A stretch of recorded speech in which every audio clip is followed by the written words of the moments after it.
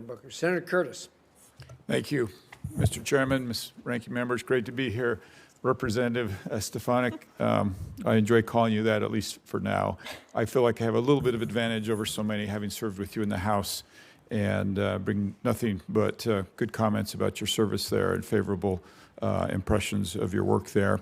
Also enjoyed serving with you on the first China Task Force, and appreciate your work in protecting Taiwan and protecting Israel. And to talk just a little bit about Taiwan first and China first, UN Resolution 2758 shifted a recognition of China at the UN from Republic of China to the People's Republic of China, but didn't really address Taiwan and their status and their sovereignty.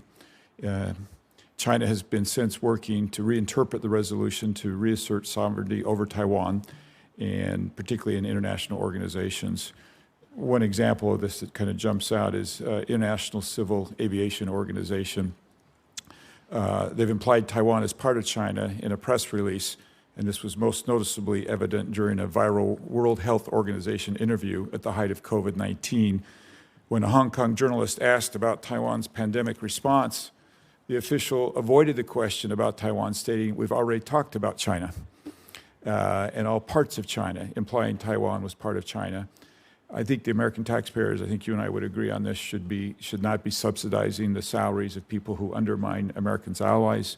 So can we talk specifically about how we counter China's influence in the UN, specifically ensuring that Taiwan gets fair treatment as it comes to China? And there's a lot of organizations, world organizations, that Taiwan can belong to. And we'd love to just hear your thoughts on that. Yes, thank you so much. It's great to see you on this side of the Capitol now, Senator Curtis. It was a real privilege to serve with you for many years in the House. You and I have worked extensively on this issue, both setting up the China Task Force, which led to the bipartisan Select China Committee. As I mentioned in some of the previous questions, I am committed to making sure that Taiwan has the most maximum meaningful participation within the UN system, as it should in all international organizations. We have to be vigilant, both in the long term and the short term, to make sure that China is not able to make significant inroads with the CCP in international organizations. I also want to point out that I have a record on this issue legislatively. Over the past decade, I have voted consistently in support of defensive aid to Taiwan. I believe deeply in deterrence to avoid war in the Indo-Pacific. And you can look at, whether it was the last major vote we took on that defensive aid package, I voted in support of it. Yeah, thank you, and would love to help you in those efforts. I think it's very important for the U.S. and for our taxpayers. I sponsored a bill over in the House that would actually require the State Department to rank the agencies in the UN by order of importance.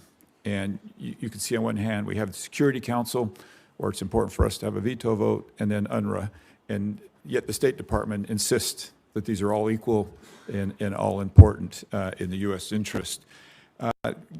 I understand the President plans to defund some of these. Can you give me a sense from your perspective how you begin to with your team, limited resources, figure out which of these agencies are actually important in the best interest of the United States and which ones we need to address? Thank you. We want to do a full assessment of all the UN sub-agencies and making sure that every dollar goes to support our American interests. As the U.S. ambassador, I believe that is my responsibility, to stand up and support the American people and President Trump's America First, Peace Through Strength. In terms of our assessment as this confirmation process. For example, the UN Security Council is in a different position than UNRWA, which I think should be at the bottom of the list. And I have voted to defund UNRWA, and we've discussed that extensively today.